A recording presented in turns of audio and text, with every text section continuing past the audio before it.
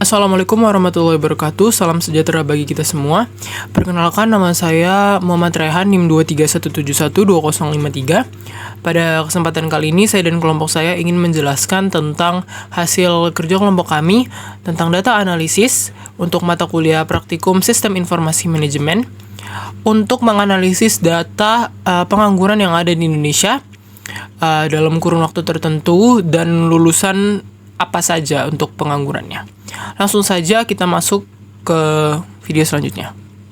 Oke, yang pertama data. Data yang kami ambil di sini merupakan data yang kami dapatkan dari Kaggle dan saya unduh dalam bentuk CSV Excel agar dapat lebih mudah dibaca oleh sistem, dan kami menggunakan environment Jupyter dan juga saya untuk mengerannya menggunakan VS Code langsung yang ada di laptop saya, tidak menggunakan website.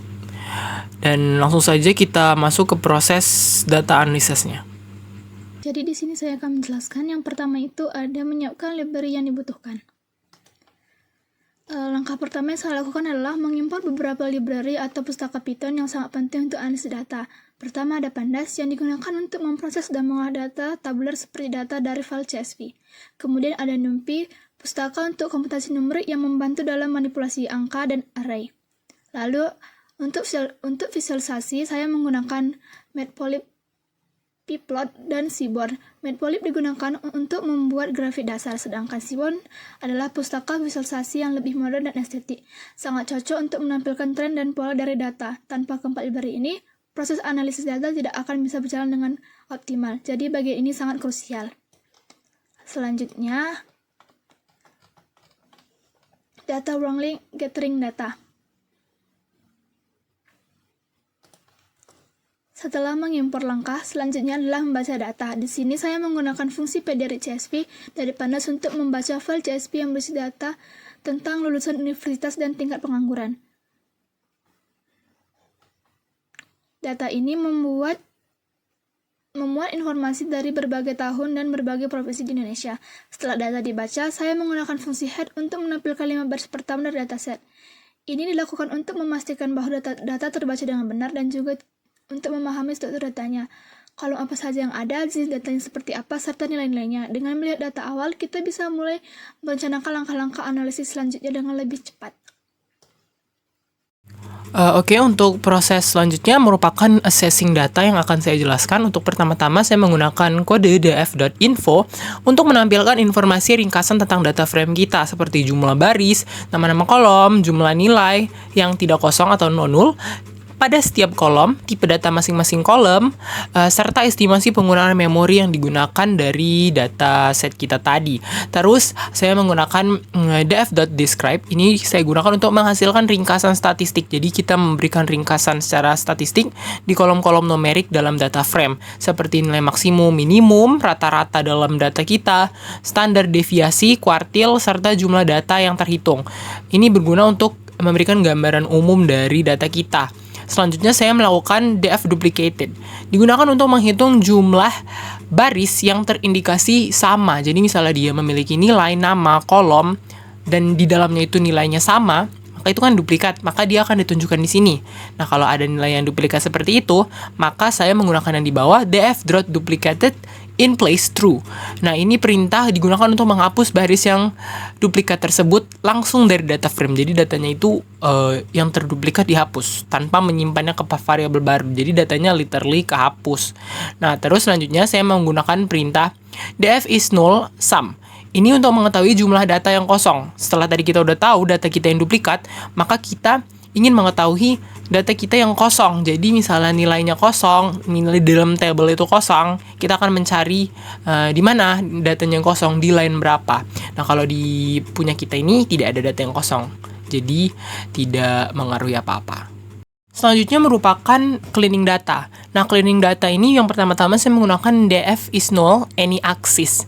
Jadi, ini digunakan untuk menampilkan semua baris dalam data frame yang memiliki maksimal atau nilai kosong kayak yang tadi tuh. Fungsinya ini menghasilkan nilai boolean untuk setiap elemen. Lalu, analisis aksis ini akan memeriksa setiap baris apakah ada setidaknya satu yang kosong untuk menampilkan baris tersebut. Jadi, kalau kita tadi udah cek, di sini kita menampilkannya. yang kosongnya itu yang mana gitu. Terus saya membuat df data types untuk melihatnya. Perintahnya ini digunakan untuk menampilkan tipe data dari setiap kolom data frame. Jadi saya mengetahui kolom-kolom dalam file kita itu tipe datanya apa, apakah string, float, dan di sini saya ingin mengubah yang namanya bulan. Jadi bulan di sini saya ingin ubah menjadi kategori yang saya buat sendiri. Kalau bulan kan itu Januari, Februari, Maret, April. Nah, di kode ini saya membuat nilai bulan baru, membuat variabel yang namanya bulan yang saya urutkan Januari, Februari, Maret, April sampai dengan Desember. Lalu df bulan tadi kita masukkan ke kategorial bulan.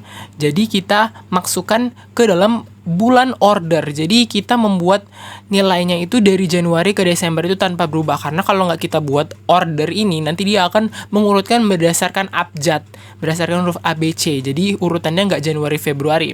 Nah, setelah itu kita akan port value, kita masukkan value bulannya, lalu kita jadikan periode itu menjadi nilai di bulan. Lalu kita panggil, kita print untuk bulannya. Nah, kode-kode ini kita gunakan berdasarkan nilai bulan yang sudah kita buat tadi. Jadi sehingga sudah berubahlah nilai yang tadi bulan tadi menjadi kategori bulan yang saya buat. Jadi kita nggak perlu memasukkan secara manual bulannya, tapi tinggal kita panggil aja bulan yang sudah kita buat. Misalnya 1 dia bakal Januari, 2 Februari, dan seterusnya. Terakhir, saya memasukkan df data types. Nah, ini adalah mengecek apakah bulan tadi sudah menjadi kategori, dan yes, bulan tadi sudah menjadi kategori. Nah, selanjutnya saya akan menjelaskan tentang tampilan data dalam membentuk berbagai macam chart. Nah, yang pertama itu ada pie chart pada tahun 2015 yang setiap irisan mewakili satu jenjang seperti SD, SMP, SMA, SMK, dan juga universitas. Pada bagian ini kita bisa melihat jenjang pendidikan mana yang paling banyak. Pada kasus yang ini, SMA dan SMK mendominasi. Itu artinya sebagian besar penduduk menyelesaikan pendidikan hingga jenjang menengah ke atas. Namun, jika proporsi besar justru berasal dari SD atau tidak sekolah, ini menunjukkan masih rendahnya capaian pendidikan saat itu. Lalu yang kedua ada bar chart tahun 2010 yang menampilkan rata-rata jumlah lulusan perjenjang pendidikan di tahun 2010. Siap batang mewakili satu jenjang pendidikan dan tinggi batang menunjukkan jumlahnya. Visualisasi ini sangat membantu untuk membandingkan antar jenjang secara langsung. Misal, kita bisa melihat apakah lulusan SMP lebih banyak dari SMA atau sebaliknya. Dengan begitu, kita memahami pola pendidikan saat itu dan melihat apakah ada peningkatan dari tahun ke tahun.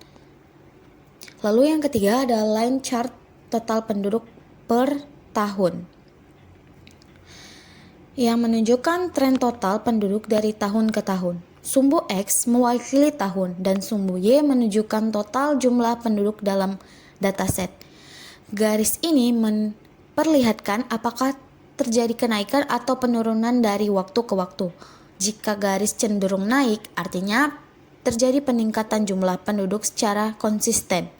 Mungkin karena pertumbuhan alami atau peningkatan data pencatatan. Jika ada penurunan, bisa jadi karena faktor eksternal seperti pandemi atau migrasi. Lalu yang terakhir ada heat map kolerasi. Diagram terakhir adalah heat map yang menggambarkan korelasi antara variabel pendidikan. Warna yang lebih terang atau lebih gelap menunjukkan tingkat kekuatan hubungan antar data. Contohnya kolerasi 094 antara SD dan SMP berarti semakin banyak lulusan SD maka banyak juga yang lanjut ke SMP. Sebaliknya, kolerasi negatif atau universitas dan tidak sekolah menunjukkan bahwa semakin banyak yang kuliah, semakin sedikit yang tidak sekolah. Heatmap ini akan membantu kita memahami pola hubungan antara jenjang pendidikan secara menyeluruh. Dari keempat diagram ini kita bisa melihat bagaimana pendidikan berperan dalam perkembangan penduduk dan pengaruh pengangguran. Visualisasi yang ada membantu kita memahami data lebih cepat dan menyeluruh. Selanjutnya di sini saya akan menjawab question atau pertanyaan. Untuk menjawabnya, saya menggunakan fungsi grup PB dari Pandas untuk mengelompokkan data berdasarkan kolom tahun, lalu menjumlahkan jumlah lulusan tiap tahunnya. Setelah itu, saya memvisualisasikan hasilnya dengan grafik garis menggunakan Seaborn Line Plot dengan warna hijau dan titik penanda pada setiap tahun. Hasil visualisasi menunjukkan bahwa secara umum jumlah lulusan universitas di Indonesia mengalami peningkatan dari tahun ke tahun. Meskipun ada beberapa titik di mana terjadi sedikit penurunan, tetapi tren secara keseluruhan tetap menunjukkan pertumbuhan positif. Artinya, semakin banyak masyarakat Indonesia yang berhasil menyelesaikan pendidikan tinggi setiap tahunnya, dan ini merupakan hal yang sangat baik untuk pembangunan sumber daya manusia di masa depan. Selanjutnya saya akan menjelaskan tentang question yang kedua. Question yang kedua itu merupakan apakah kelulusan SLTA atau SMK mengalami kenaikan atau penurunan dari tahun ke tahun. Di sini saya juga menggunakan line chart untuk menggambarkannya. Jadi di sini ada data SLTA kejuruan per tahun, kita pilih aja untuk yang periode SLTA atau kejuruan atau SMK, lalu kita reset di indeks. Terus juga di sini kita memanggil PLT figurnya untuk membuat diagram garisnya.